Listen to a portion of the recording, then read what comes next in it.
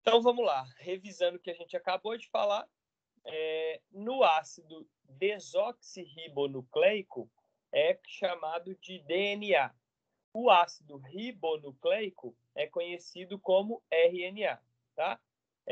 Ambas as substâncias apresentam, respectivamente, né, desoxirribose, o açúcar de 5 carbonos do DNA é a desoxirribose, e o açúcar de 5 carbonos do RNA é a ribose, tá?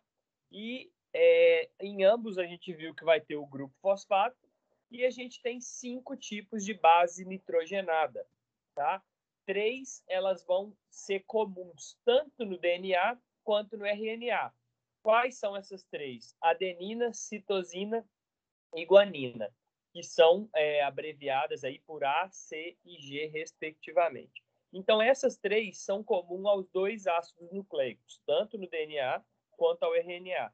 Tá, o que muda entre eles, além do açúcar, que é diferente?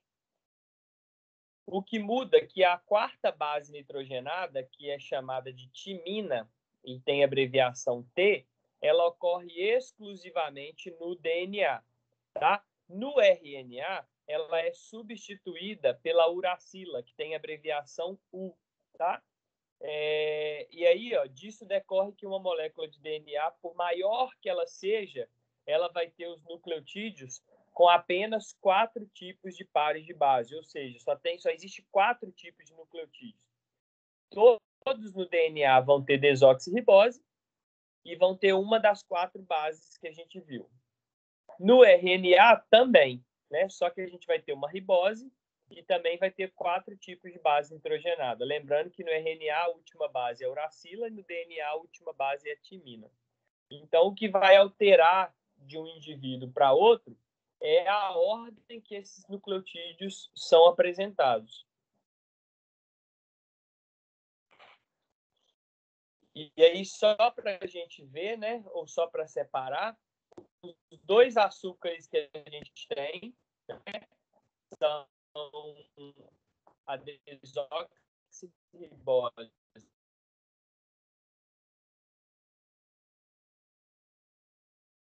ou também conhecido como ácido fosfórico. Lá embaixo, a gente já tem o esquema do núcleo como Renan, tá travando muito. Eu não sei se é a minha internet ou assim. Tá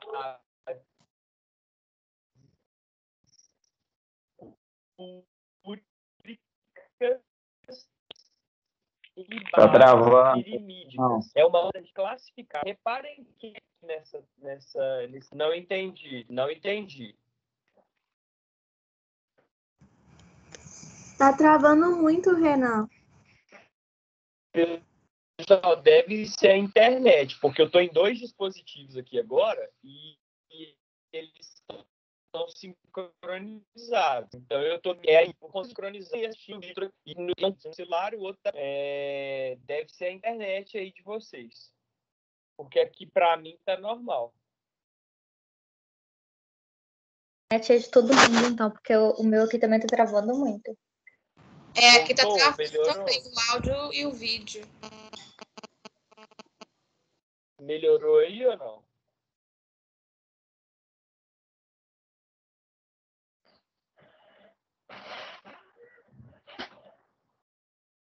Pessoal, melhorou?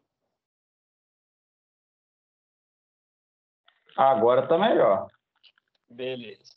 Então, voltando, além da gente ver a classificação das 5 bases que a gente tem, distribuir elas entre DNA e RNA, uma outra maneira que a gente tem é de a gente classificar elas como bases púricas ou bases pirimídicas, tá?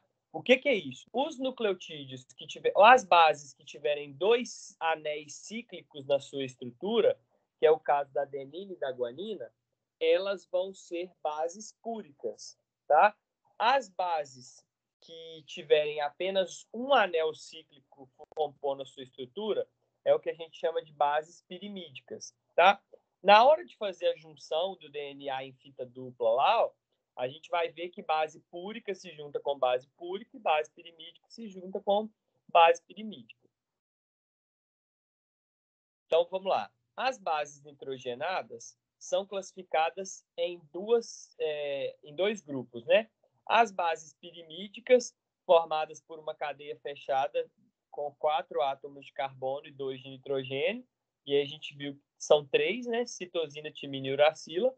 E as bases púricas, elas vão ser constituídas por 2 cadeias cíclicas, que também podem ser chamadas de 2 anéis, e aí são chamadas de adenina ou guanina. Então, a gente tem nas bases pirimídicas 3 tipos, nas bases púricas 2 tipos.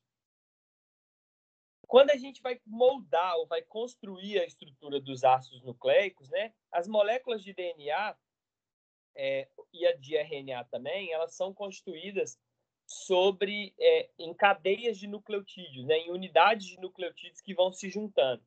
No caso do DNA, elas são enroladas umas nas outras, né, formando aí uma espécie de escada helicoidal. É como se tivesse uma escadinha flexível e você fosse girando ela, né? Provavelmente é um desenho que todo mundo já viu aí, estrutura de DNA. As 2 cadeias, né, que são das fitas complementares, elas permanecem ligadas entre si por meio de ligação de hidrogênio. Só que essa ligação de hidrogênio, ela acontece com pares específicos de bases dos nucleotídeos. Então, sempre que eu tiver DNA, então toda vez que a gente vai falando de DNA, a adenina vai emparelhar com a timina e a guanina com citosina. Então, sempre AT, C com G. Uma base púrica com uma base pirimídica. Sempre uma ligada com a outra. No caso do RNA, a gente não tem fita dupla, tá? A gente tem fita simples no RNA. Então, no RNA, geralmente, que é formado por cadeia única, né? A fita, né, ou a cadeia, ela se enrola sobre si mesmo, tá? Então, a gente vai conseguir ver qual é a diferença entre os 2 modelos aí. Peraí, tipo, não passou o slide aqui, não. Beleza. Então, o desenho que vai aparecer aí para vocês, o que a gente tem é a estrutura do DNA, né, que normalmente é em fita dupla, e aí a gente tem nessa projeção da imagem a imagem em 2D e 3D, tá? Em ambas estão representados os nucleotídeos, tá? Então, a gente vai ter aí, na primeira imagem, que é a imagem da esquerda, o grupo fosfato, o açúcar de 5 carbonos em cinza, e mais na parte central da estrutura, de ambos os lados, as ligações de hidrogênio entre as bases nitrogenadas. Está aparecendo para vocês?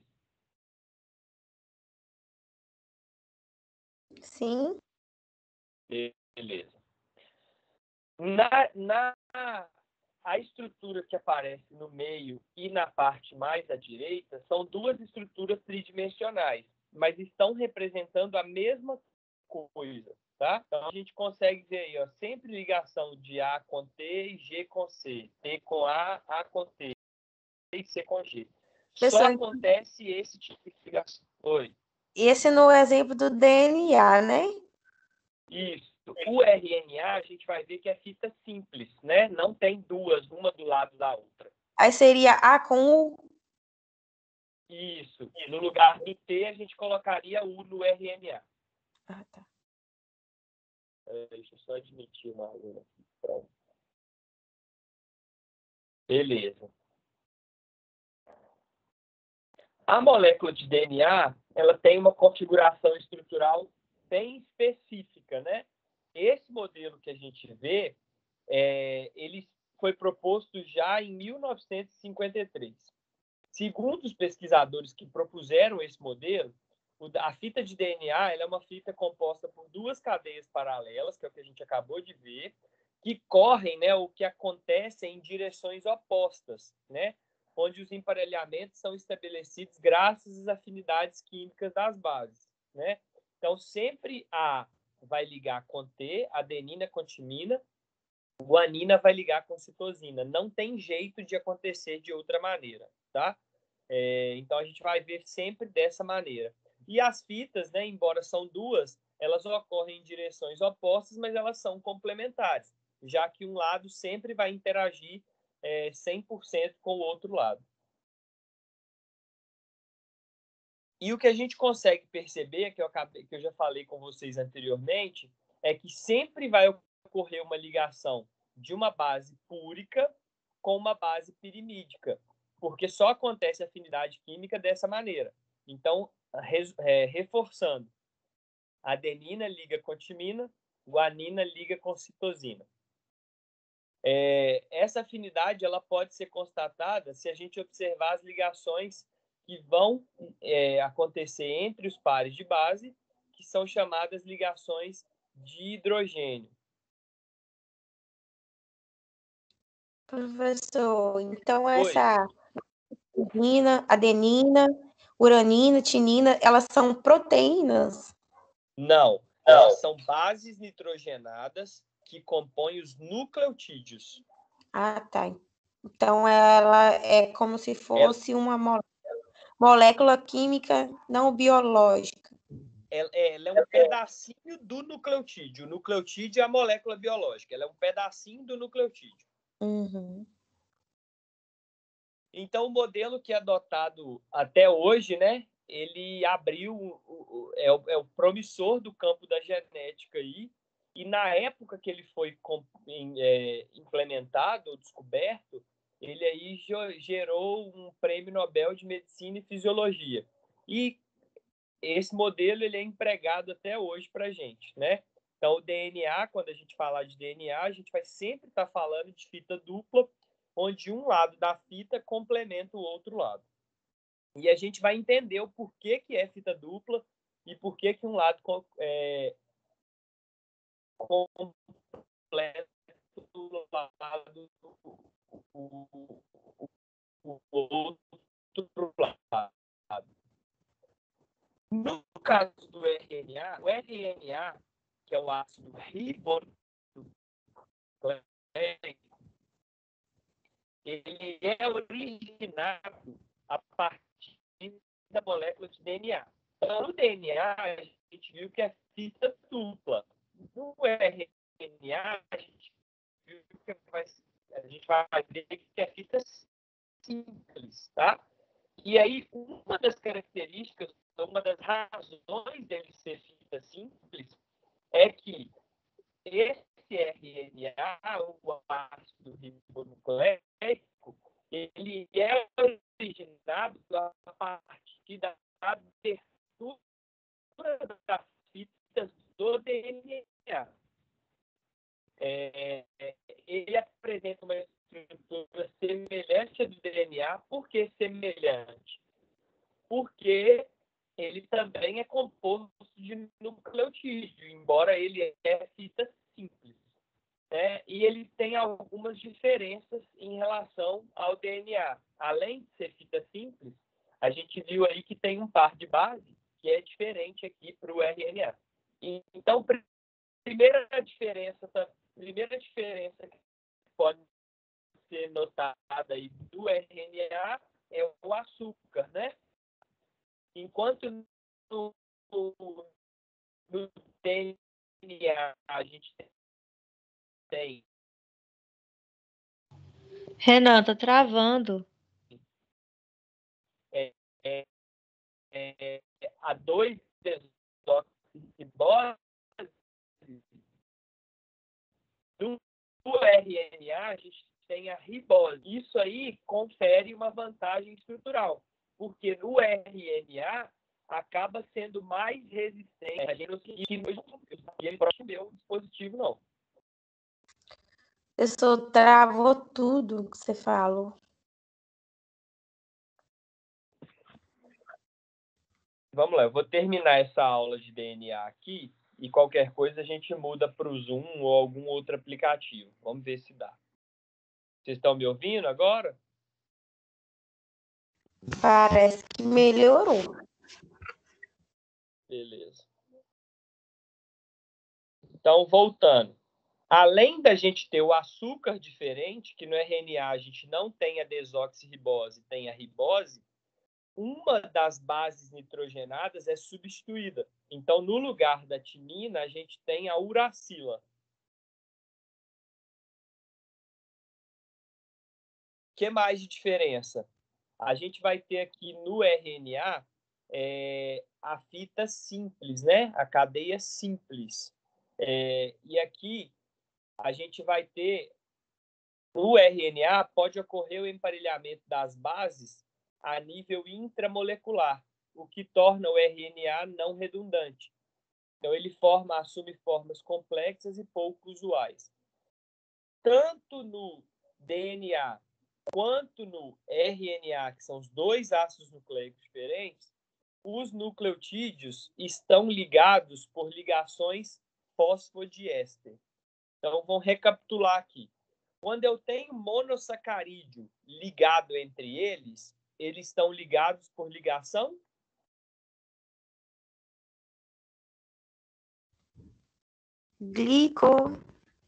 glicosídica. Glicosídica. Beleza. Quando eu tenho os aminoácidos unidos entre eles, Peptídicas. proteína, eu tenho ligação Repetir. Tá travando muito. Tá mesmo. Aqui,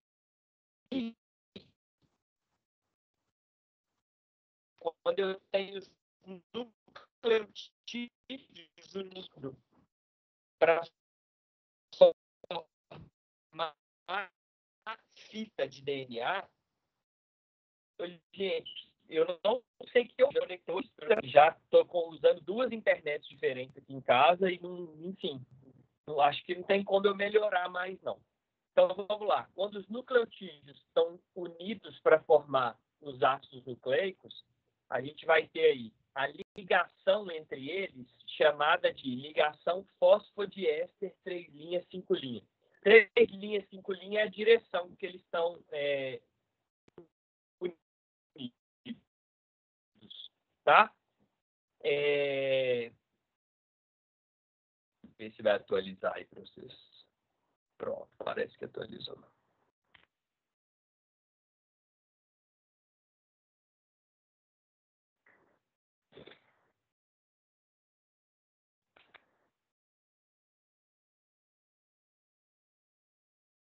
Pronto.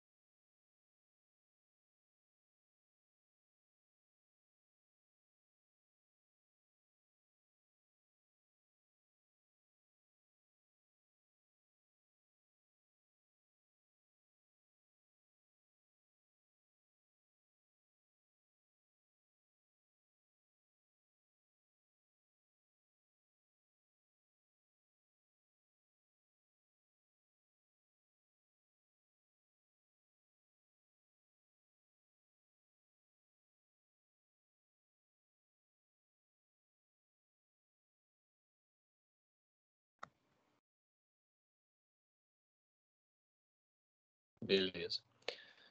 Então, continuando, tá?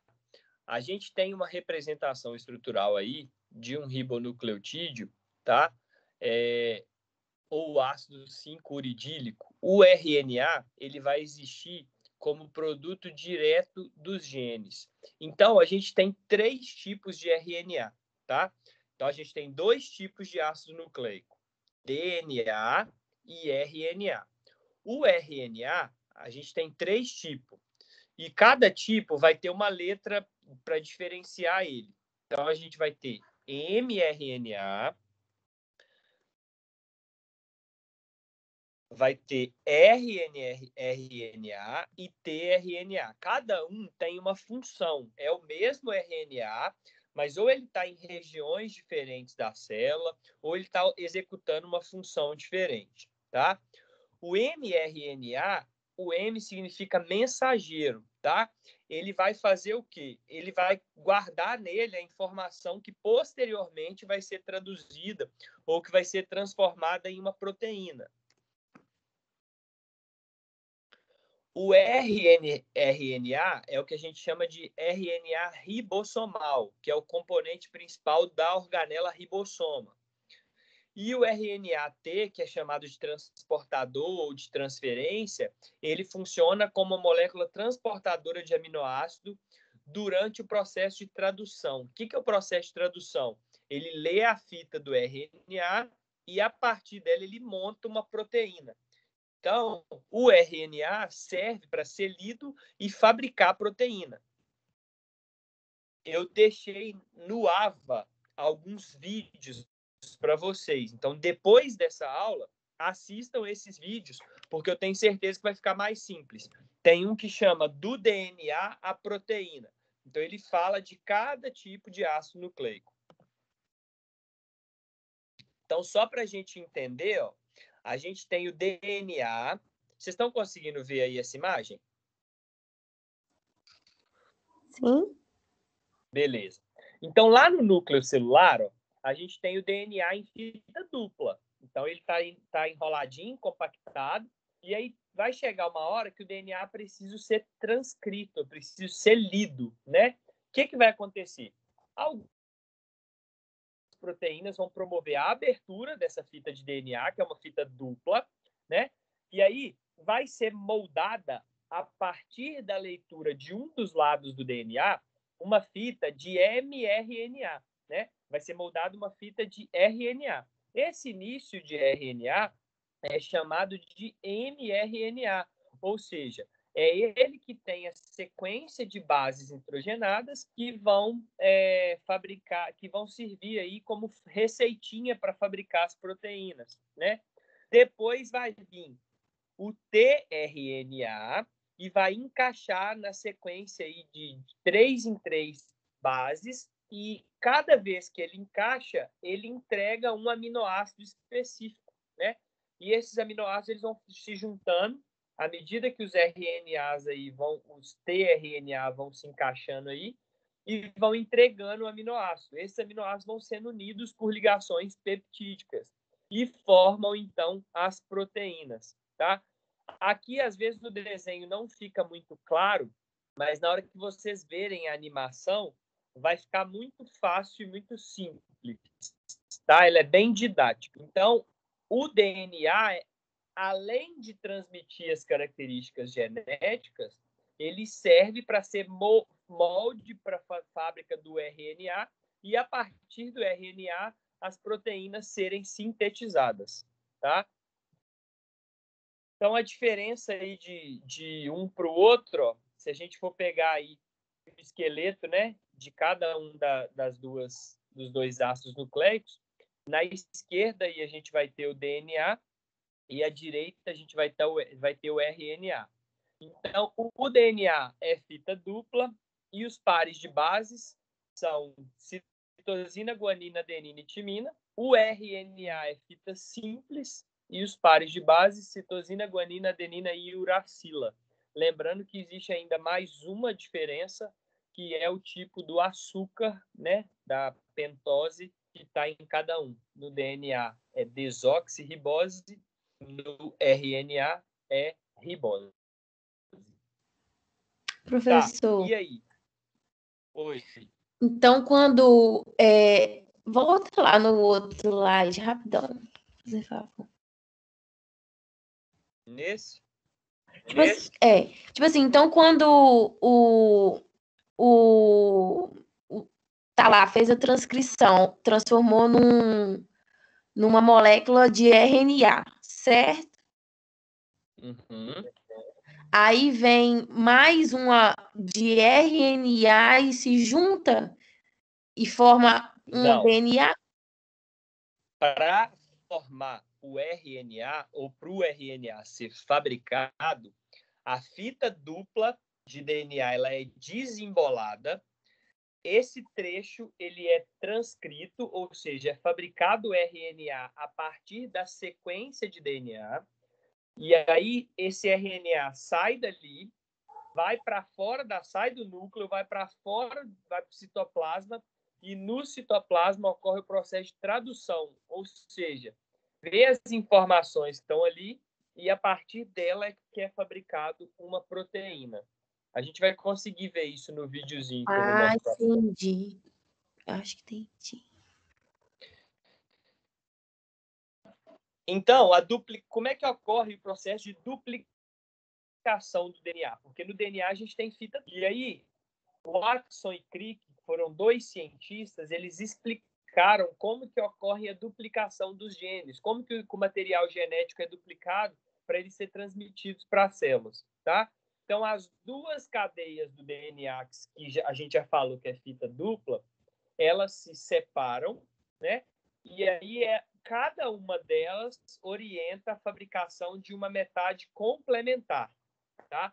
O experimento desses pesquisadores e de outros, eles confirmaram que a duplicação do DNA ela é semi-conservativa, ou seja, isso que é a metade da molécula se origina e a outra metade ela vai conservar íntegra, né?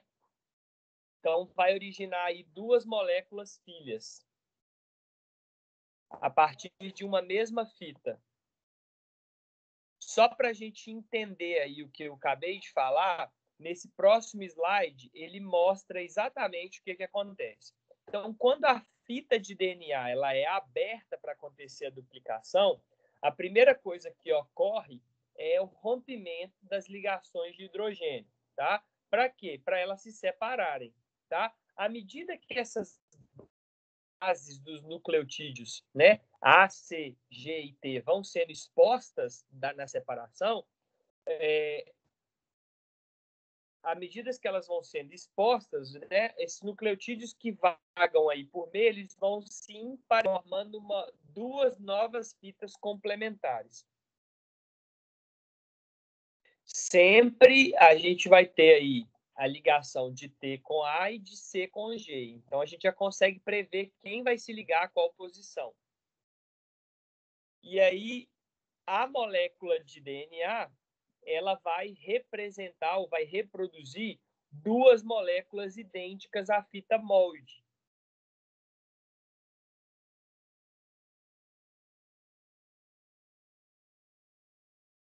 Então, baseado nesse tanto de informação, diversos aspectos, né, da duplicação do DNA, eles já foram desvendados e aceitos aí pelos cientistas.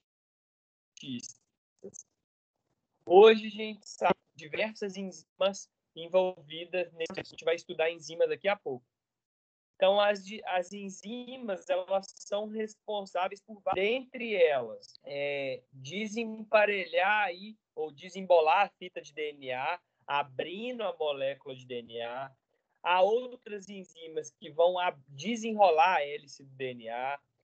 Há outras enzimas que vão manter as fitas de DNA separadas para que o processo aí de duplicação aconteça. Tem outras enzimas que vão juntar os nucleotídeos baseado na fita molde. Então, enfim, ter diversas enzimas participando desse processo. Tá, e por que isso é importante?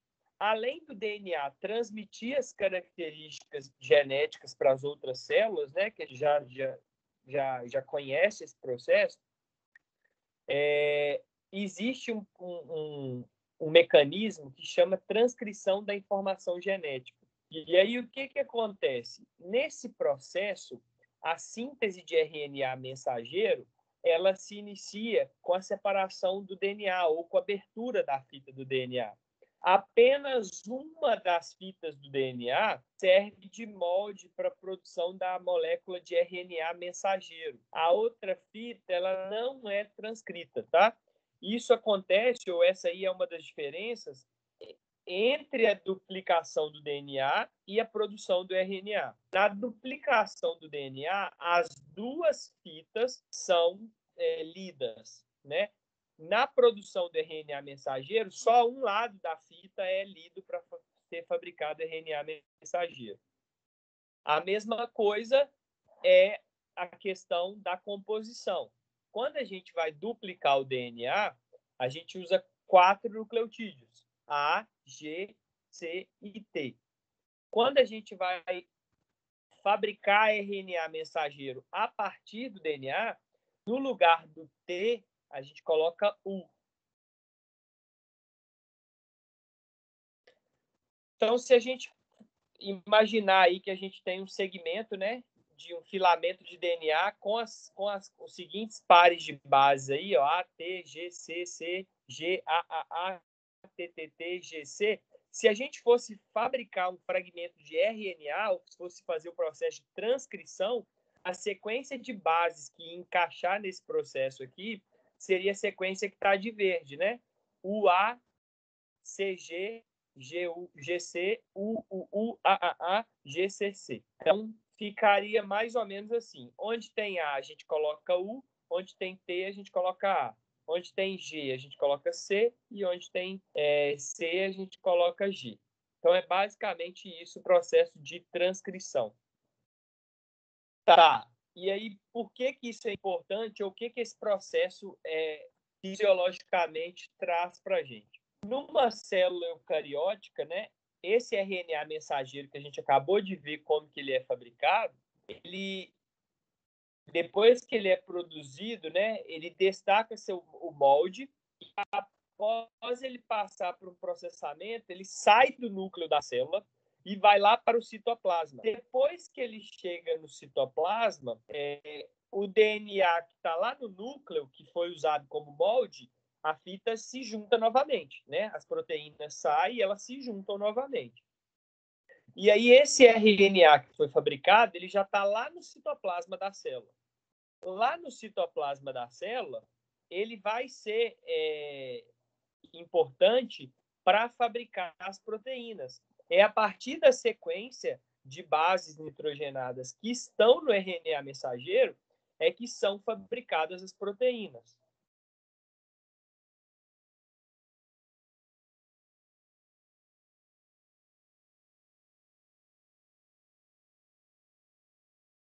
Tá.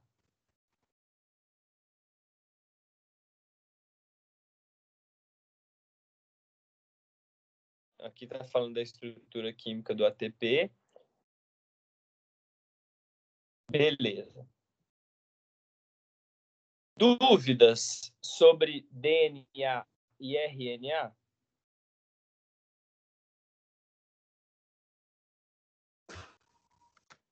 Eu tenho uma.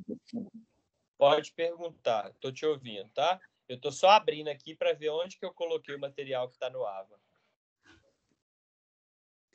Eu acho que, tipo assim, agora que você explicou, isso é meio óbvio. Mas aí a gente tem lá a fita dupla do DNA. Essa fita dupla, ela sofre a separação. Aí ela vai ficar só com o A ou o T, certo? De um lado o T e de um lado o A. A fita que tem o A, ela vai pode se formar um RNA e a outra só vai formar uma fita de DNA novamente, né? Não, vamos lá de novo. A gente tem as fitas complementares do DNA juntinhas lá. Existem 2 processos. No processo de duplicação do DNA, as fitas vão ser abertas e os 2 lados vão ser duplicados, vão formar novas fitas moldes, tá? Então, nos dois lados a gente vai ter. Isso no processo de duplicação do DNA. Sim. No processo de tradução, a gente vai ter a abertura. Um lado só das fitas é que vai ser usado para fabricação do RNA. Então, somente um lado é usado para fabricar RNA. E no A caso, fita a se do A, mantém né? aberta. A fita se mantém aberta. Esse RNA é fabricado. Depois que ele é descolado, a fita volta a ser fita dupla e se fecha. Quando ele é descolado, ele sai do núcleo e vai lá para o citoplasma. Para quê? Para no citoplasma ele dá origem à proteína. Uhum. E o outro lado que a gente não usa? O que acontece no corpo? Não usa no processo de fabricação de proteína a partir do DNA. Uhum. Na duplicação do DNA, os dois lados são feitos. Né? As Sim. duas fitas são duplicadas. Uhum. Então, na hora de a gente fazer transmissão do material genético, seja das bactérias, multiplicar o material genético de uma célula para outra, seja da transmissão dos nossos genes, né? Então, nessa hora, a gente precisa das duas fitas. Na hora da gente fabricar proteína, então a gente precisa só de uma molde de RNA. Então, só usa um lado da fita. Sim. Ficou Aí esse claro outro agora? lado é descartado? No processo de fabricação de RNA, um lado é descartado. Então, o que acontece com o outro Não lado? é descartado. A fita ela é aberta momentaneamente. Ah, depois Não é fecha. descartada. Ela fica aberta só para ali. Depois ela fecha. Ah, entendi. Para mim era soltar. Não, não é não. Ela fica aberta momentaneamente. Eu estou entrando aqui no Ava só para eu falar para vocês aonde que tá os vídeos que eu preciso que vocês assistam, que ele é um resumo de toda desse começo da nossa aula de hoje.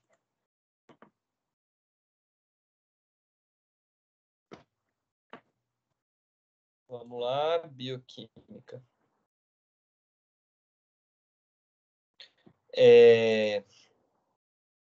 Acho que já tem uns dias que eu postei, por isso que eu preciso conferir em qual unidade que está.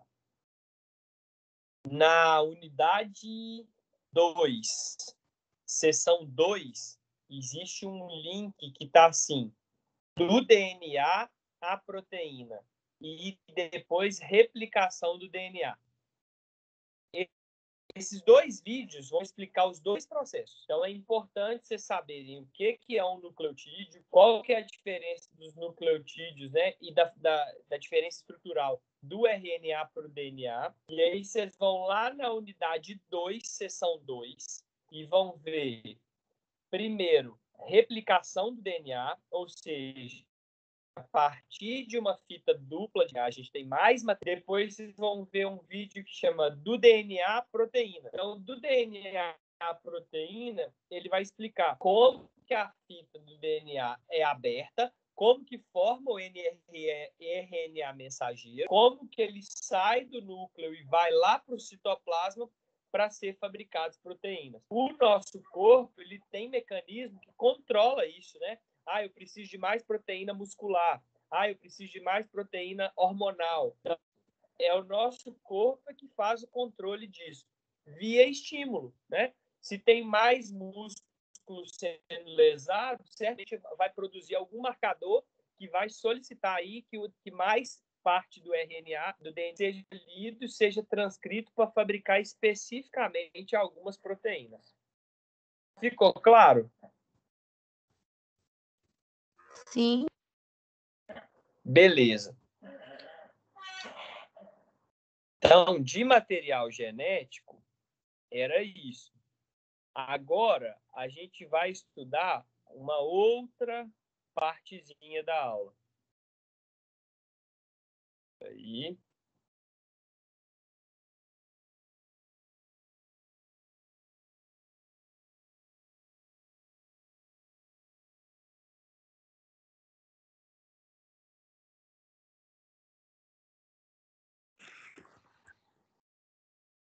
Vou compartilhar minha tela com vocês aqui de novo.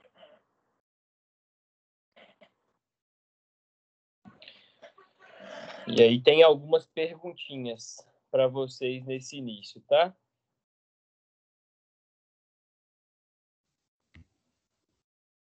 Eu só vou no banheiro.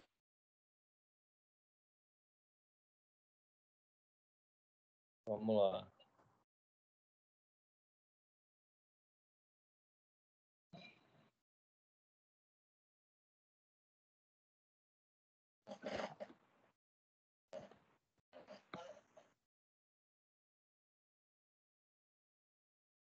A hora que carregar aí para vocês, vocês me dão ok, tá?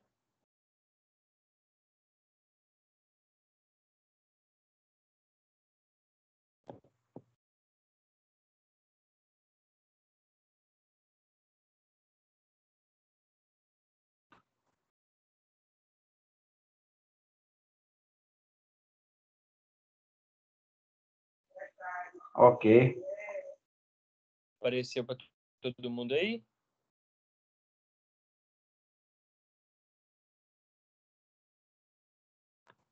Beleza. Qual que é a principal fonte de energia da célula humana? Pergunta para vocês. Isso cai na prova, tá? Então é bom vocês ir treinando já. Ali no mapa. Quê? Carboidrato ou ATP, professor? Qual? Glicose? ATP, beleza. A glicose, tudo bem, vamos lá. Mas quando a gente fala de energia, tá? Na célula é ATP, beleza. Ou glicose, né? O ATP vem da glicose. Próxima pergunta. Qual é o principal carboidrato consumido na alimentação humana?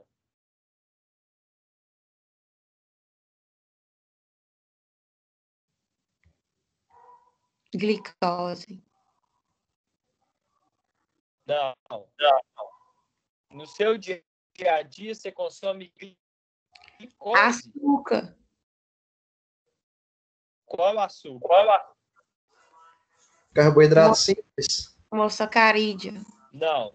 A gente Amido. não consome carboidrato simples. A gente não consome carboidrato simples.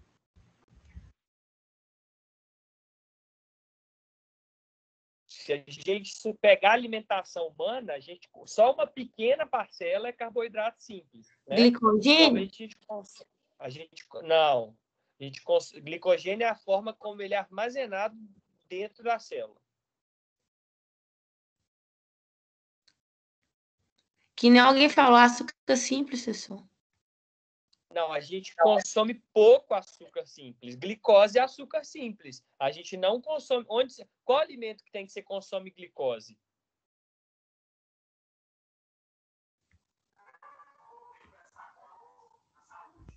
Açúcar? Fruta? Qual açúcar? Amido, vamos falar amido. Amido. Beleza. Ou sacarose, tá? Os dois açúcares que nós, seres humanos, mais consumimos, mais empregamos na alimentação, sacarose e amido, tá? Beleza. Aí chegamos na pergunta que eu queria. Se a sacarose ou o amido são os dois açúcares mais consumidos por nós humanos, por que a principal fonte de energia celular é a glicose?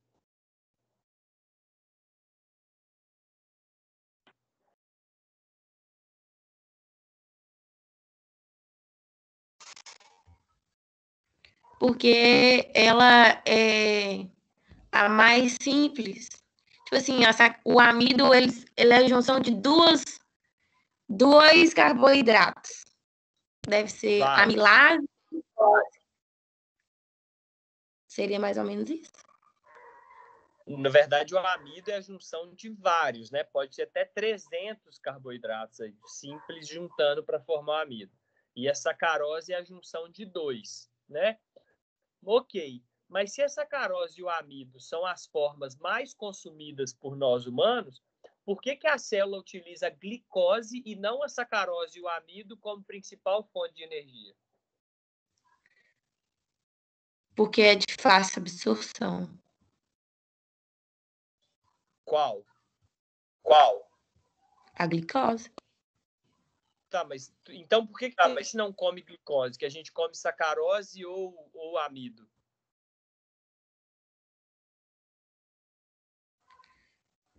Porque tem que acontecer a quebra no nosso organismo. Exatamente isso. É exatamente isso que eu queria escutar, tá? Por quê? No nosso organismo, a gente se alimenta de carboidratos complexos e vai ocorrer a quebra em partículas menores, tá? Essas partículas menores é que vão ser carregadas para a célula para fabricação de energia. Tá, e aí? Quem vai fazer isso são essas figuras aí que se chamam enzimas, tá? Então, a gente vai estudar as enzimas. Quem foi na aula prática na última, lembra daquela prática que a gente tinha que pingar água oxigenada? Lá a gente estava utilizando enzimas para fazer o processo de reação, tá? Então, beleza. Se a gente for pegar o histórico aí das enzimas, tá? Elas começaram a ser estudadas com catálise biológica, com reações catalíticas, lá no século XIX. Eles observaram que a digestão da carne, que o humano consome na alimentação, acontecia no estômago, enquanto a digestão do amido já começava o processo de digestão na boca, tá? E aí, lá na década de 50, né, 100 e poucos anos depois aí, ó, Louis Pasteur ele concluiu que a fermentação do açúcar em álcool pela levedura era catalisada por fermentos, né, ou que ele batizou aí de enzimas. E aí eles começaram a ver que o extrato de levedo ele conseguia fermentar o açúcar até álcool, tá? E o extrato não era um organismo vivo, né? Na verdade, é porque esse extrato era rico em enzimas, tá? E as enzimas, elas funcionavam mesmo quando elas eram removidas da célula viva, né? Então, elas conseguiam catalisar a reação mesmo quando elas não estavam na célula. E aí, depois, já nos anos, né, 1920 aí, Summer ele isolou e cristalizou a urease e viu que os cristais eram proteínas e aí isso deu para ele chegou na conclusão de que todas as enzimas eram proteínas, ou seja, as enzimas elas são fabricadas por aminoácidos, mas nem toda proteína é uma enzima. A gente já estudou proteína, então a gente tem proteína aí com função hormonal, a gente já tem proteína aí com função de transporte, com função estrutural, mas um grupo específico tem função de reação catalítica, né? Então, tem um grupo que a gente chama de enzimas. E aí, na década de 30, né, Northrop ele cristalizou pepsina e tripsina bovinas, duas enzimas digestivas aí no estômago dos ruminantes. Na década de 50 e no século 20, a gente já tinha 75 enzimas isoladas e cristalizadas e purificadas. E aí, nessas 75, ficou evidenciado o caráter proteico, ou seja, todas as 75 eram compostas exclusivamente de aminoácidos. E, atualmente, né, a literatura ela apresenta para a gente mais de 2.000 enzimas catalogadas. Então, na literatura, vocês vão ver, se pesquisarem o que são as enzimas, elas são catalisadores biológicos, elas favorecem reações biológicas. E elas são longas cadeias proteicas compostas de aminoácidos. E qual que é a função dessas enzimas?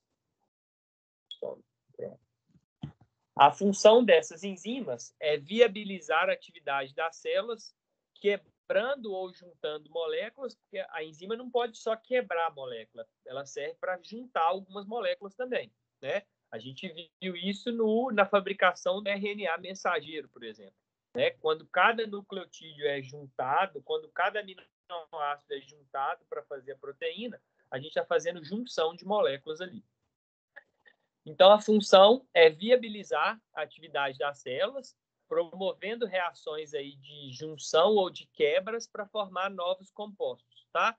Com exceção de um pequeno grupo de RNA com propriedades catalíticas, que está aí em alguns micro-organismos, principalmente vírus, 99,999% das enzimas são compostas de proteínas. Logo, vão ser compostas de aminoácidos.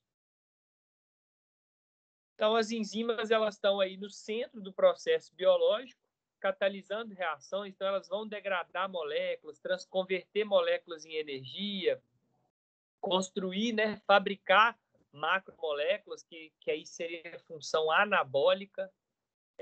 E elas estão ligadas também a algumas doenças genéticas, né? Se eu tiver deficiência ou ausência de alguma enzima, eu posso ter parte do metabolismo prejudicado. Então, todas as reações metabólicas, elas são mediadas por enzimas. Se eu tenho falta da lactase, por exemplo, né, eu vou ter uma deficiência da quebra do açúcar lactose no organismo que não tiver enzima, porque as enzimas têm atividades exclusivas. Então, beleza. Lá, quando a gente estudou proteína, um tempinho atrás lá, a gente viu que nas proteínas a gente tinha algumas classificações, né? Uma delas era, e inclusive caiu na prova, proteínas globulares e proteínas fibrosas, que são aquelas alongadas e umas são redondinhas. E dentro das estruturas das proteínas, a gente viu que tinha estrutura de conformação primária, secundária, terciária e quaternária. No caso das enzimas, a gente sempre vai ter proteína globular, tá? A gente não vai ter enzima como proteína fibrosa. E a gente vai ter, no mínimo, estrutura terciária. Em algumas enzimas, a gente até pode ter a estrutura quaternária, tá? Então, enzima, proteína globular de estrutura terciária ou quaternária. Como que funciona a estrutura de uma proteína, tá? De uma enzima, perdão. Então, a gente vai ter aí uma proteína, né? A parte de uma proteína. Essa proteína, ela vai compor basicamente 95% da enzima. Então, basicamente, é aminoácido. E a gente vai ter um grupo aí que não é proteína.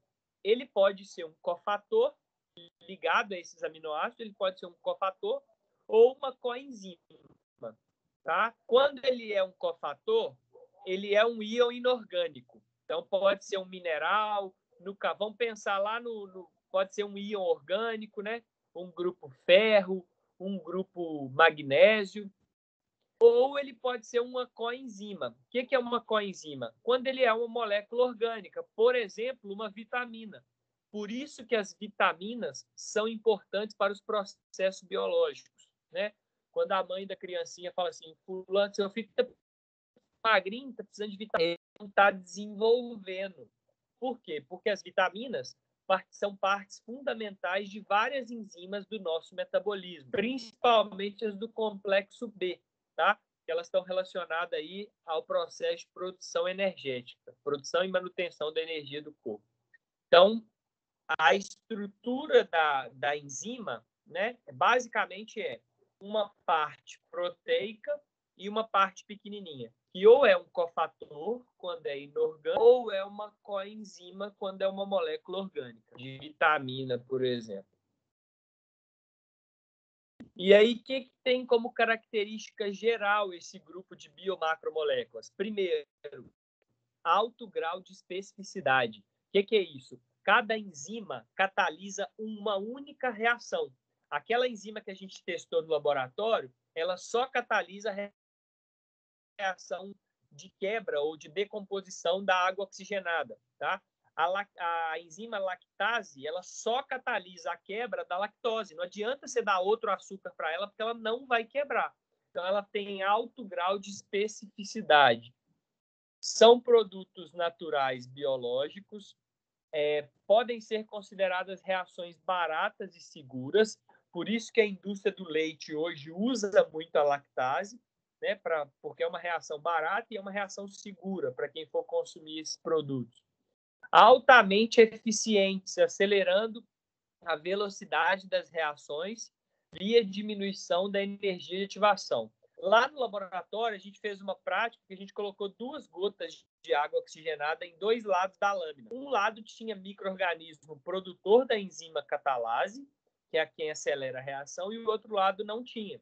A reação ia acontecer nos 2 lados. Só que em um lado ela aconteceu tipo 100.000 vezes mais rápido do que no outro. No outro lado, a gente teria que esperar aí de 1 a 2 dias para a gente ver o resultado. E talvez a gente nem conseguiria enxergar olho nu, porque é de forma tão lenta, enquanto no lado que tinha enzima, a enzima foi catalisando muito mais rapidamente a reação. Essas enzimas, normalmente, elas são econômicas e elas reduzem a energia de ativação. Normalmente, elas não são tóxicas e elas precisam de condições favoráveis, tá? Como pH, então cada enzima tem um pH ótimo de atuação, temperatura, né? Quando a gente está com febre, normalmente os nossos processos biológicos eles diminuem. Por quê? Porque a temperatura está alterada, então as enzimas não trabalham naquele gás todo que elas precisam. E a gente pode considerar outros fatores aí, como polaridade de solvente, força iônica, também pode interferir na velocidade dessas enzimas. No século XIX, a gente tinha aí pouquíssimas enzimas identificadas, tá? Então, nessa época, eles começaram aí a nomear as enzimas colocando a terminação -ase em todas as enzimas. Então, todas as vezes que vocês virem a terminação -ase, certamente está se referindo a uma enzima, tá? Então, quando a gente tem uma lipase, é uma enzima que degrada lipase. Quando a gente tem a amilase, é uma enzima que degrada amido. Quando a gente tem a lactase, é uma enzima que degrada lactose. E tem alguns nomes arbitrários, tipo tripsina e pepsina, tá? São 2 proteases, então são enzimas que degradam proteínas, né? Como hoje a gente tem mais de 2.000 catalogadas, a terminação -ase ela acaba sendo uma classe de enzimas e não o nome específico delas. Existem aí 3 métodos aí para a gente ter nomenclatura das enzimas, tá? O primeiro é o nome recomendado, que é um nome mais curto, é utilizado aí no dia a dia com quem faz a utilização dessas enzimas. A gente acabou de falar isso, que basicamente utiliza a adição do sufixo -ase no substrato em que a enzima utiliza. Então, a gente viu aí lactase, urease, peptidase, enfim. Existe o nome sistemático, que é um nome mais complexo, que ele dá informações mais precisas sobre a função metabólica da enzima. Então, por exemplo, ATP glicose fosfato transferase. Ela transfere grupos glicose e fosfato para as moléculas de ATP. Então, é um nome mais complexo. E tem o nome usual, que foi como que ela foi batizada quando ela foi descoberta, né? Pode ser consagrada aí pelo uso. Então, a gente tem aí tripsina, pepsina, que foi isolado do suco pancreático aí, né? Pitialina, que é a amilase que a gente usou na aula também, na aula prática, enfim. E também a gente pode classificar as enzimas em relação às classes e às subclasses, né? Baseada no papel que elas desempenham dentro do metabolismo. Então, quando a gente fala que as enzimas são hidratases, certamente elas vão adicionar água às ligações duplas. As quinases elas vão transferir grupos fosfato do ATP. As mutases elas vão mover grupos dentro da mesma molécula. Então, assim, isso é uma forma de classificação. Existem outras subclasses. Nesse slide, eu coloquei para vocês, na coluna da esquerda, o que que é a classificação dessas enzimas? Na coluna da direita, o que seria o papel que a enzima faz? Então, por exemplo, a número 1, oxorredutase. O que ela faz? Ela transfere elétrons de uma molécula, né? Então, uma molécula vai reduzir e a outra molécula vai oxidar. E aí, no desenho, para ficar mais didático, acaba que fica mais representativo. Então, ó, a molécula de A para A está perdendo o hidrogênio, enquanto a molécula de B para B está ganhando o hidrogênio. Então, ela está transferindo o hidrogênio de A para B. Aí, o segundo grupo aí, ó, é transferase. Então, ela está transferindo grupos funcionais de uma molécula para outra. Então, ela transfere o triângulozinho vermelhinho de uma molécula do quadradinho bege para o quadradinho marrom, né? As hidrolases, o que elas vão fazer? Elas vão fazer reação de hidrólise, de quebra. Então, elas vão quebrar uma molécula mais complexa em duas moléculas mais simples. E assim sucessivamente. Então, isso aqui ficou bem didático. Deem uma olhada depois. E todas essas, podem olhar que terminam com ases, vão ser enzimas, tá? Que desempenham reações, mas que são papéis diferentes aí. E aqui a gente começa, o que estava no slide anterior, começa aqui a ficar de uma maneira mais didática. Então, ó, as oxirredutases, elas vão catalisar reações que ocorrem transferência de elétrons, ou seja, reação de oxirredução, tá? Se uma molécula reduz, tem que haver outra que se oxide. Então, a enzima só transfere de uma molécula para outra cargas aí, né? Moléculas de hidrogênio ou cargas, positivas ou negativas. As transferases, a gente já falou, então vão ser enzimas que catalisam reações de transferência de grupos funcionais. Que grupos são esses? Pode ser grupos amina, grupos fosfatos, grupos carboxilas.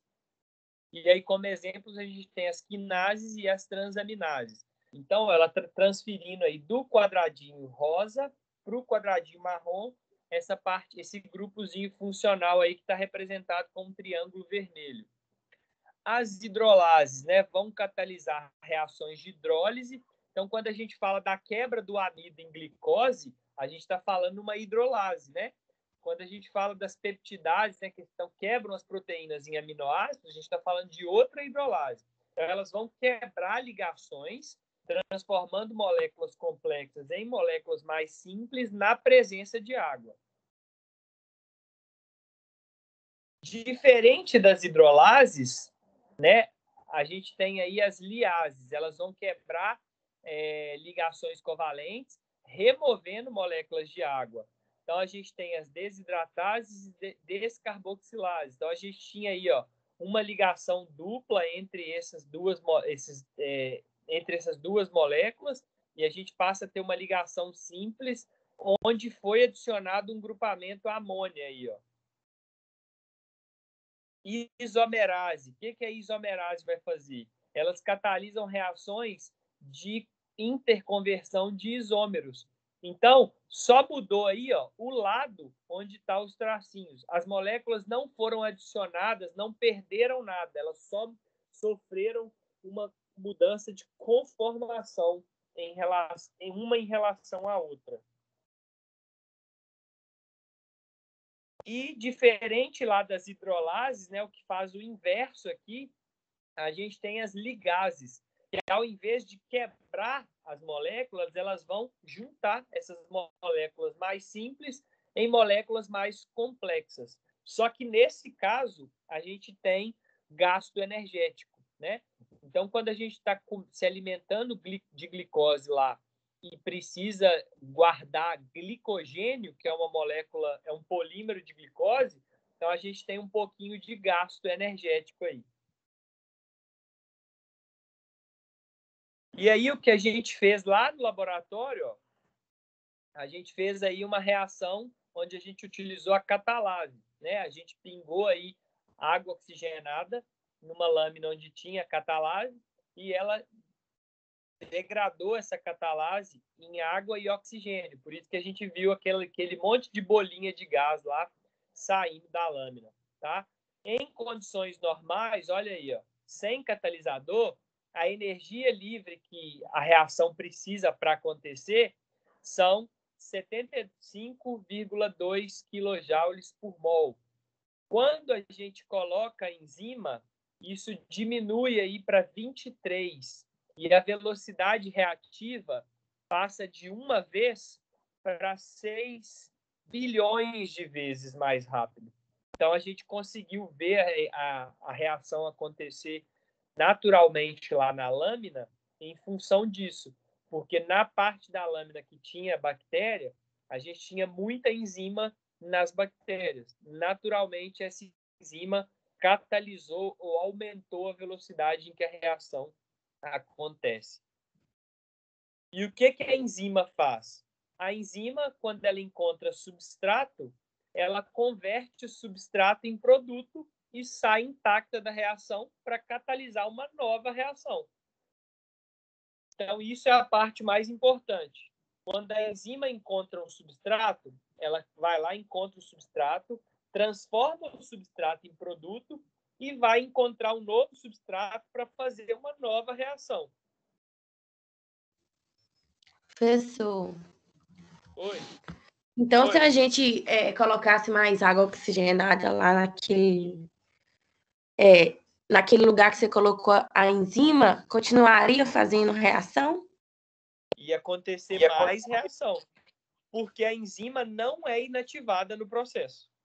Aí, tipo assim, tem limite para a enzima? Tipo assim, pode acontecer da gente sobrecarregar ela, ou ela vai continuar fazendo até acabar? Tipo, se a gente pingar, vamos supor, a gente coloca 50 ml de água oxigenada em uma gota só de enzima, ela vai dar conta da água oxigenada todinha?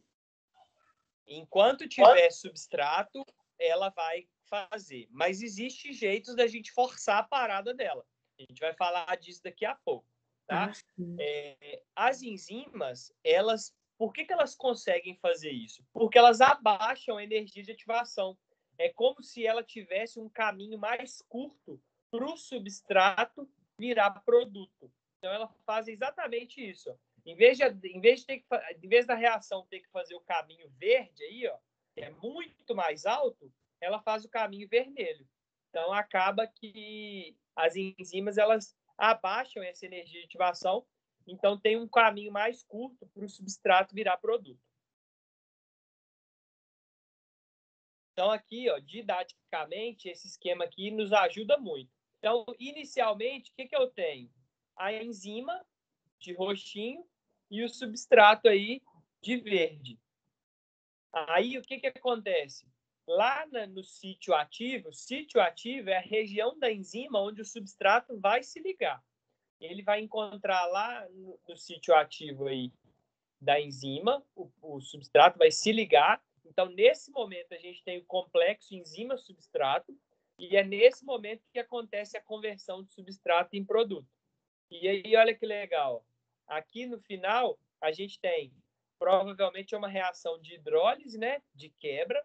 Então, a gente tem aí no produto duas moléculas diferentes da que foi iniciada e a enzima saindo livre para fazer outra reação.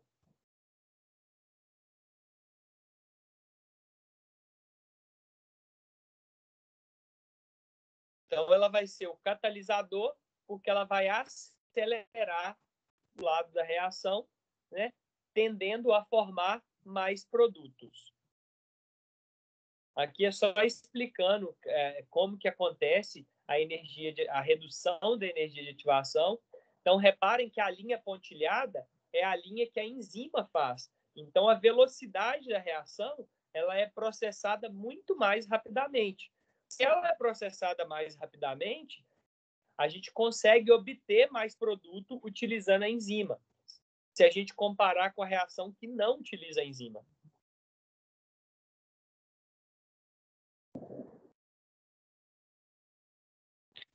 Então, no momento em que a gente tem o complexo aí enzima-substrato, né, que o substrato está aderido aí ao sítio ativo da enzima, a gente vai ter aí o estado de transição, né? Ali que a gente vai ter a quebra ou a junção do substrato em produto.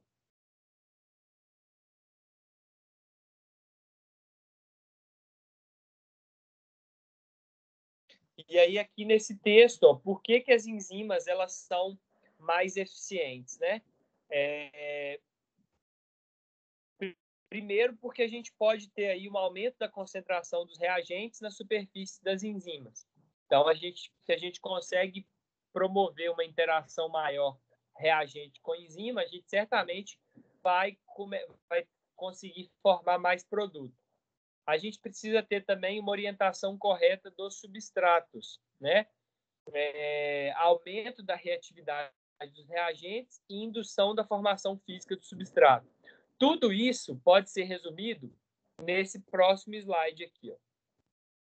Então, a gente viu lá inicialmente que as enzimas elas podem ter aí uma região, além de elas ter uma região que é basicamente de aminoácidos, que é a parte proteica, que a gente vai chamar de apoenzima, ela pode ter um grupo não proteico. Se esse grupo não proteico for um metal, por exemplo, for um íon, a gente chama ele de cofator.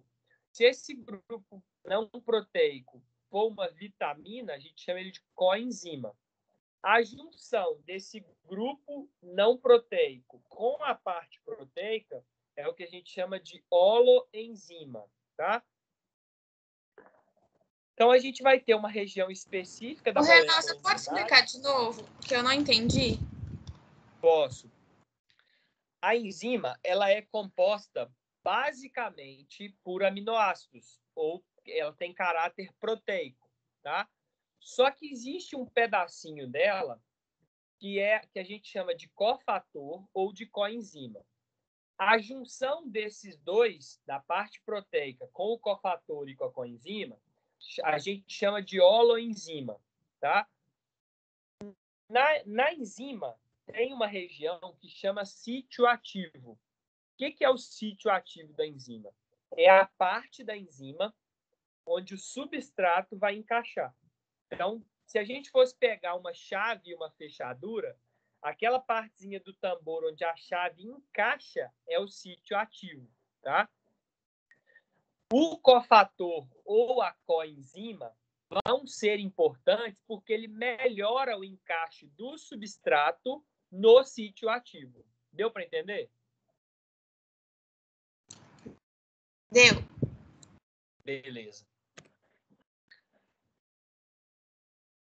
Então, vamos lá. Professor, então por isso que eles falam que quando a gente vai comer carne, se a gente chupar abacaxi é melhor? Ajuda?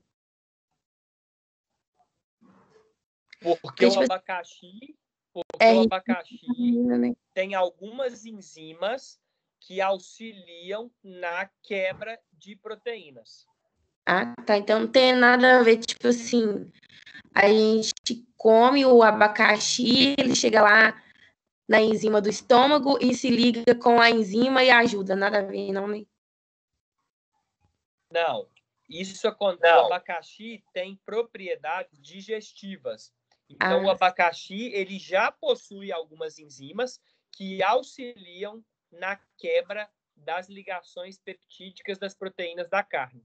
Entendi. Bacana.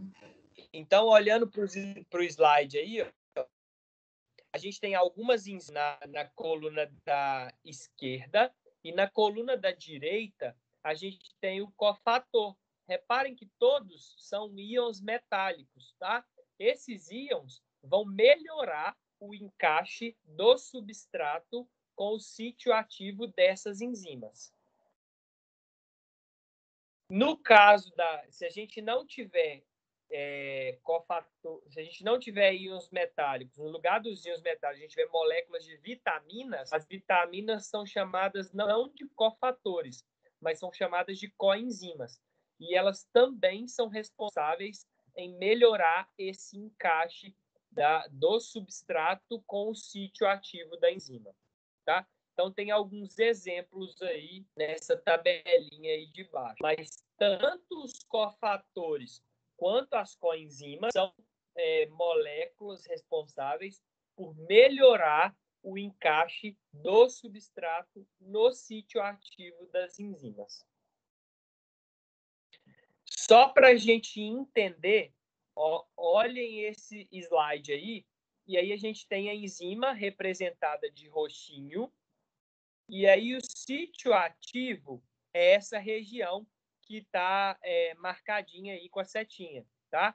O verdinho é o substrato. Então, o substrato encaixa na enzima, nessa proposta de modelo chave-fechadura. Por que chave-fechadura? Porque toda fechadura tem uma chave específica. A gente não falou que cada enzima só é capaz de catalisar uma única reação? Então, para cada reação, a gente tem uma enzima diferente. Então, por isso, chave-fechadura. No momento que ocorre a junção enzima-substrato ali, vai ser específico, né? O substrato ele vai encaixar exatamente no formato que o sítio ativo tem da enzima, e logo depois ele vai separar. A enzima sai intacta para encontrar um novo substrato, e nesse caso foi formado 2 produtos. Então, aqui está proposto o modelo chave-fechadura. Existe um outro modelo proposto que chama encaixe induzido, tá? Não está errado também, vocês vão encontrar na literatura, embora o outro modelo é mais aceito. Então, no modelo encaixe induzido, quando o substrato encontra o sítio ativo, ocorre uma mudança, né? Uma transição de estado só para processar a reação. Né? A enzima ela se distorce aí para processar a reação. Logo depois que o substrato é convertido em produto, ela volta ao estado inicial. Todos os 2 modelos estão certos, mas o encaixe fechadura, modelo encaixe fechadura, já é mais aceito e é mais didático também. Então, aqui a gente consegue ver os dois modelos aí, né? O modelo chave fechadura, então o substrato encaixa certinho ali onde ele precisa encaixar, e no outro modelo a gente tem o modelo induzido, né? De conformação induzida ou de ajuste induzido, né? Que a enzima ela sofre uma deformação quando o substrato encaixa-se no sítio ativo.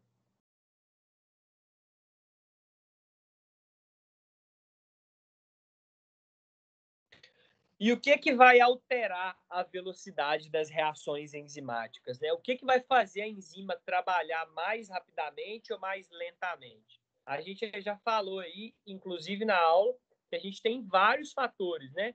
pH, temperatura. Só para a gente lembrar, a gente não começou a aula falando que as enzimas eram proteínas? Não começamos falando isso? Sim. Vocês lembram na aula prática que vocês testaram as proteínas com um monte de fator? Aquecemos as proteínas, colocamos o ácido nas proteínas para ver o que aconteciam com elas. E aí vocês escreveram para mim lá que um monte de proteína desnaturou, coagulou, perdeu atividade. Como as enzimas são proteínas, se elas forem submetidas a esses fatores, elas também vão perder atividade, porque elas são proteínas. Então, para as enzimas atuarem, para elas terem uma atividade ótima, a gente vai precisar aí de um pH adequado, de uma temperatura adequada, de concentração de enzima, de concentração de substrato, e a gente ainda pode ter presença de inibidor. E a gente vai ver o que são cada um desses fatores. Então, primeira coisa, né? pH e temperatura. Cada enzima precisa de atuar num pH ótimo e numa temperatura ótima. Se você diminuir muito a temperatura, ela não atinge a energia de ativação para fazer a atividade enzimática. Se você aumentar muito a temperatura, você corre risco de desnaturar a proteína, fazer o que você fez lá na aula prática, ela perder totalmente a atividade. Da mesma forma, são os ajustes do pH. Se você variar muito o pH para cima ou para baixo, acaba que você não vai ter aí, você pode ter aí uma desnaturação enzimática. Então, o primeiro item aí que a gente está trabalhando, pH. Então, tem um gráfico aí, ó, e cada enzima representada, ela atua numa faixa ótima de pH. Então, vocês conseguem ver as diferenças de pH da atuação de cada enzima? Tem o gráfico, no gráfico tem 3 enzimas trabalhando diferentes aí, ó. Então, cada uma tem um pH ótimo de atuação. Então, aí, ó, na pepsina, que é uma enzima que está lá no nosso estômago, ela vai ter um pH de 1,5 ótimo de atuação. Por quê? Ela fica no meio do suco gástrico, então o pH é muito baixo. Então, ela precisa conseguir atuar na faixa de pH 1,5, né? Na urease, aí, ó, ela já tem um pH 6,8 e a ginase ela tem um pH 9,9, né? Que é um pH intestinal. Então, cada enzima, se eu colocar a arginase lá no estômago, o que vai acontecer? Ela vai perder a atividade, porque lá ela trabalha bem no pH 9,9. O pH do estômago é 1,5. Ficou claro isso para todo mundo? Sim, professor. Lembrando que se ela perde atividade, não ocorre conversão do substrato em produto.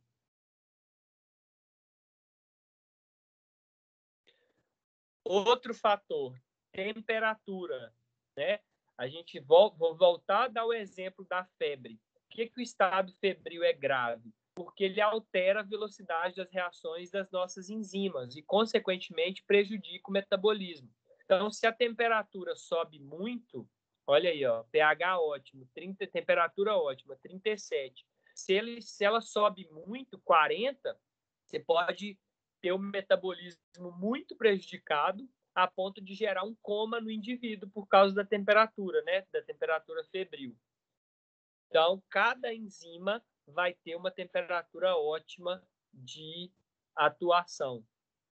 Se eu começo a ter a temperatura muito alta, o que eu corro risco? De ter desnaturação térmica da proteína, né? Da enzima. E aí ela não faz mais atividade. Não adianta você abaixar a temperatura porque ela perdeu a atividade.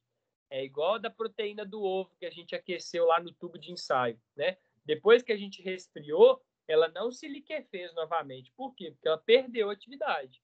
Então, as enzimas é do mesmo jeito. E se eu tenho temperaturas muito baixas, a reação pode não acontecer devido à baixa energética. Então, embora esse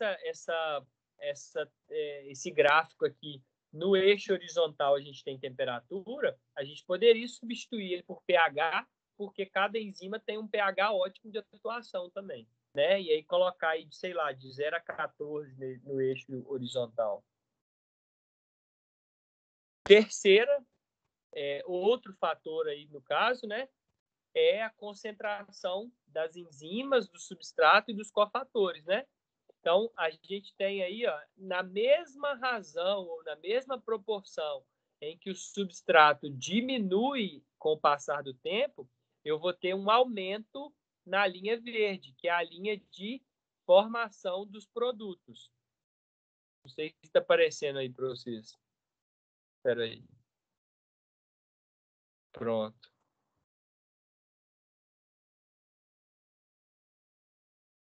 Então, reparem aí, ó. No tempo zero, né, o tempo é a linha horizontal aí, ó. No tempo zero, a gente não tem nada de produto, que é essa linha verdinha, tá? E a gente tem aí na linha azul, né, lá em cima, olha a concentração que a gente tem de substrato, altíssima. Então, quando a gente adiciona a enzima, o que vai acontecer?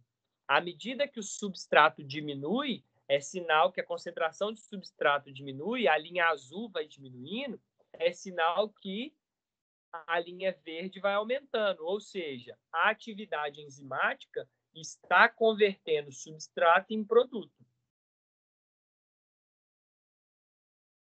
E aí existe uma forma, um mecanismo, a Mayara me perguntou lá, e aí, professor, a enzima ela vai trabalhando de maneira ininterrupta, infinita? Existe uma forma da gente fazer a parada da atividade enzimática sem desnaturar ela, tá? Sem fazer com que ela perca essa atividade. E para isso a gente tem o que a gente chama de inibidor. E aí os inibidores, a gente tem dois tipos: os inibidores reversíveis e os inibidores irreversíveis. Alguns medicamentos, tá, que a gente toma, eles fazem exatamente o papel de inibidor, porque você não quer que aconteça determinadas reações. Então, você toma o medicamento para ele atuar como inibidor daquela enzima.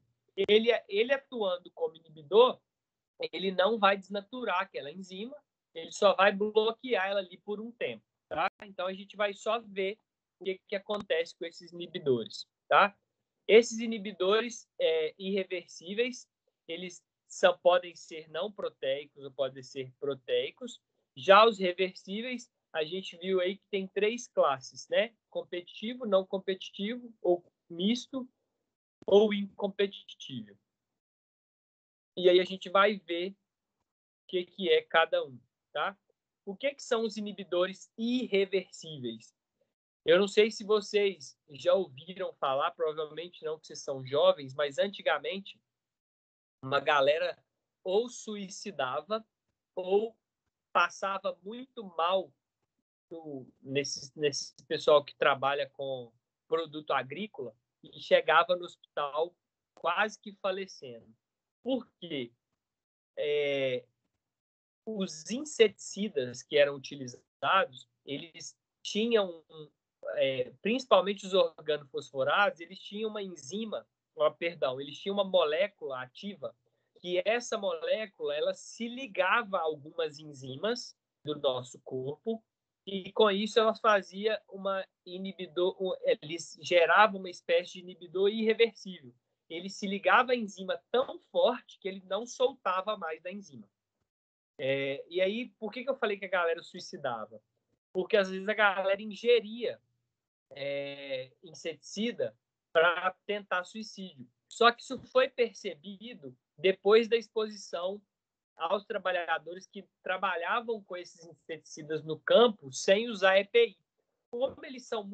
Como essas moléculas são muito lipossolúveis, elas atravessam, a pele absorve elas muito rapidamente. Isso caía na corrente sanguínea e ligava as enzimas e não se desligava mais. Então, quando a gente tem ligação desse ou de qualquer grupo à enzima e que não se desliga, a gente chama de inibição irreversível.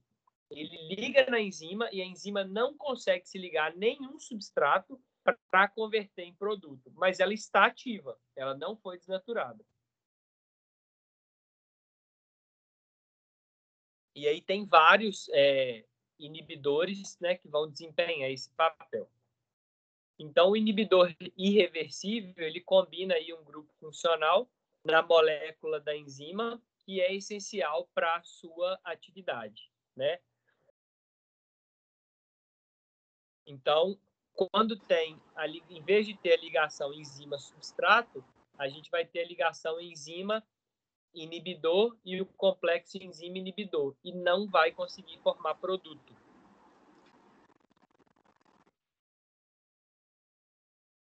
Tá. E se a gente tiver os inibidores reversíveis? Então, o primeiro tipo que a gente tem de inibição reversível é a inibição competitiva. O que é a inibição competitiva? O inibidor, ele é parecido, a forma dele é muito similar ao substrato. Então, os dois competem pelo sítio ativo, né? Tanto o substrato quanto o inibidor encaixam perfeitamente ali. Vence ou ganha quem tiver a concentração maior, por isso competitivo.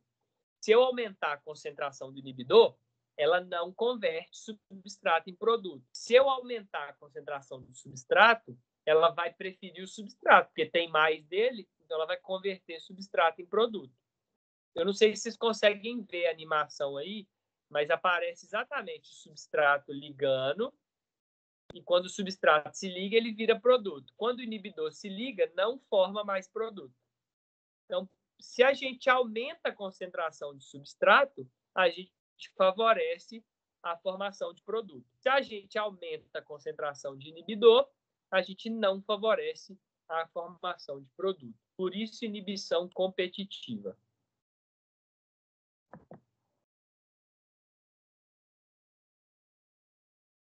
Então, aí a gente já falou da inibição competitiva.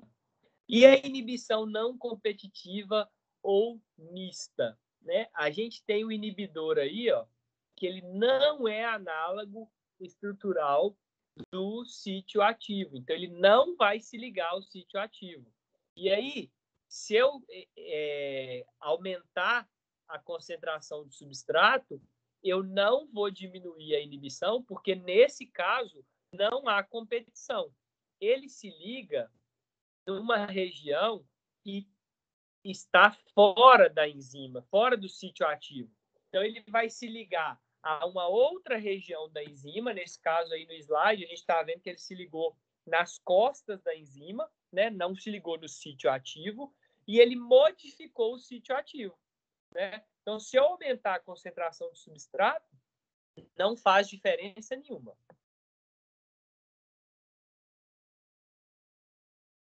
E, por último, quando a gente tem inibição não incompetitiva, o inibidor ele é análogo do estado de transição e ele só se liga quando a enzima está junto com o substrato. Então, na hora que o substrato encaixa na enzima, o inibidor vai lá e bloqueia essa via e não forma produto. Então, se vocês conseguirem ver a animação aí, ó, ligou a enzima substrato, ele vai lá e se liga e ela não consegue soltar mais o substrato para converter ele em produto. Alguns medicamentos fazem exatamente esse papel de inibidor, tá? Então, ele vai lá e vai bloquear a enzima para não ocorrer formação do produto, né? Então, a gente tem vários medicamentos para hipertensão, por exemplo, fazem isso, né? Eles bloqueiam certas vias do metabolismo, fazendo com que regularize a pressão arterial do paciente. E, por último, e não menos importante, a gente vai falar de alosteria, né? O que é isso?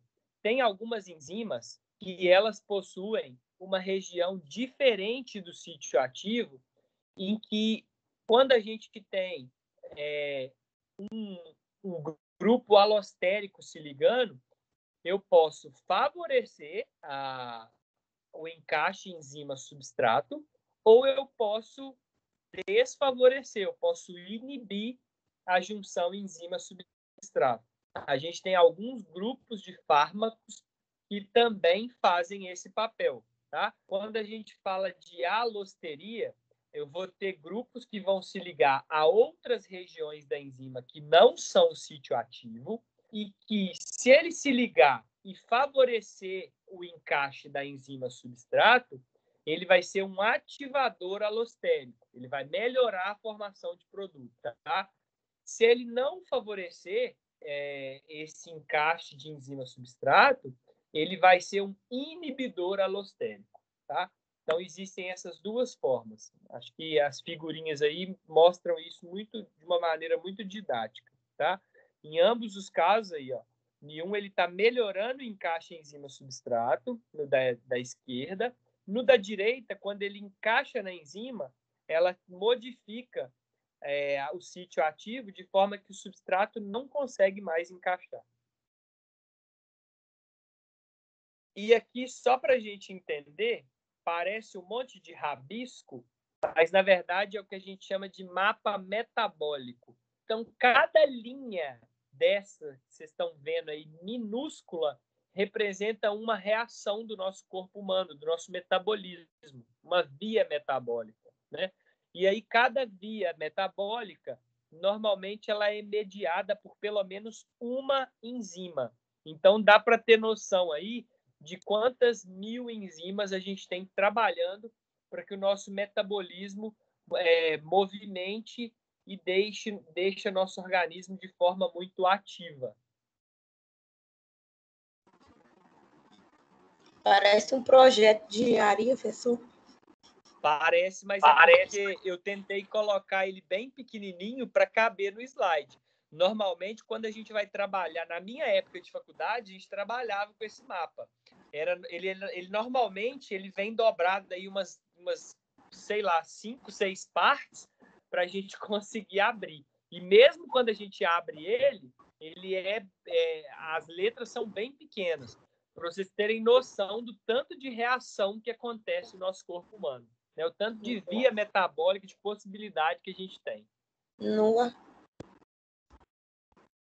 Gente, por hoje é só, mas antes de encerrar, eu queria ver se vocês têm alguma dúvida, alguma pergunta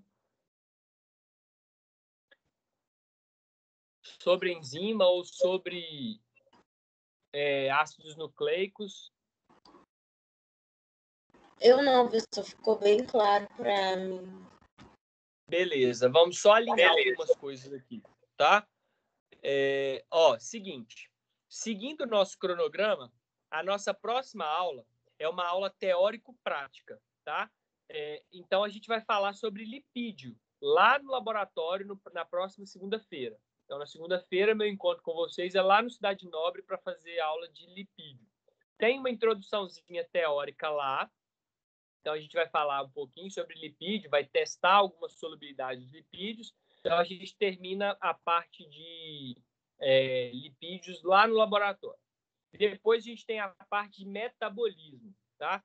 Se a gente conseguir acabar metabolismo dia 23, a gente vai ter a prova no dia 30. Tem a prova no dia 30. Se alguém perdeu a prova, a primeira ou a segunda, faz a segunda chamada na segunda-feira, dia 7.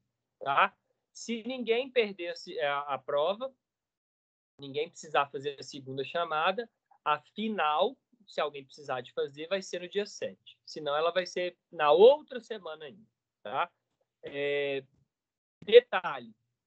Tem um trabalho no AVA para quem não está indo nas aulas práticas. Ele precisa ser entregue até o dia 19, não pode passar do dia 19.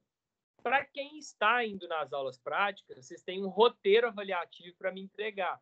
Esse roteiro tem que ser entregue na próxima aula prática, no dia 16, tá? Que é a nossa última aula prática e que a gente vai falar dos lipídios. Combinado? Ô, Renan, quantas aulas de bioquímica a gente teve? Práticas? Isso. 3.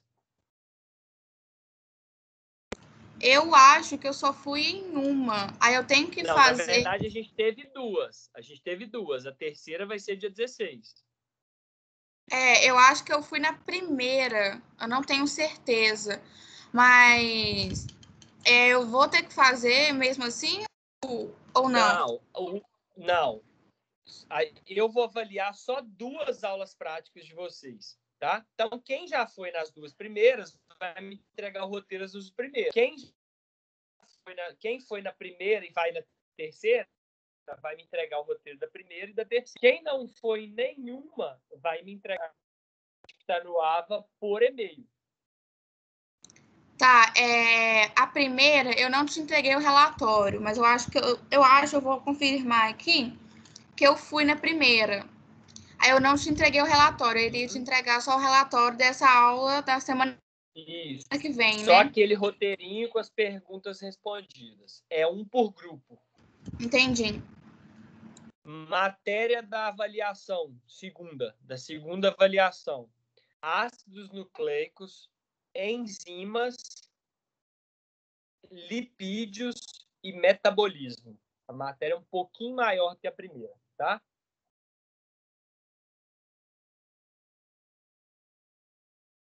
Alguma dúvida, pessoal? Não, professor, você respondeu a minha dúvida agora. Então tá. Então na próxima segunda-feira A gente se vê lá no campus do Cidade Nobre para a gente ter a nossa aula teórico-prática de lipídios, ok? Combinado, professor. Então, 19 horas, dia 16, lá no Cidade Nobre. Ô, Renan, Oi. eu não tenho certeza, mas eu acho que a prova da matéria interativa vai ser dia 16. A prova da matéria interativa, ela fica aberta 7 dias, tá? Ah, ok. Então, vocês podem acessar em qualquer momento durante esses 7 dias. Só que acessou, você tem 3 horas para fazer a prova. Então, do momento que você acessou, conta 3 horas. Você não concluiu em 3 horas, ela encerra e você não tem direito a fazer de novo. Entendi, beleza. Não sabia. Obrigado. Combinado. Mais alguma dúvida, pessoal? Quem vai acessar primeiro? Da minha turma. Vou fingir que eu não escutei. Vai ser uma piada, pessoal. Tô brincando, tá? O primeiro que acessar é o boi de piranha, né? Ele sacrifica para salvar os outros. Exatamente. Pois é. Então tá, gente. A gente se vê na semana que vem, 19 horas, lá na Cidade Nova. Todo mundo de jaleco, calça comprida, máscara, tudo bonitinho, beleza? Ok. Então, até mais. Um abraço para vocês. Boa noite. Boa semana. Boa noite. Bom descanso, pessoal. Com Deus. Boa noite. Tchau.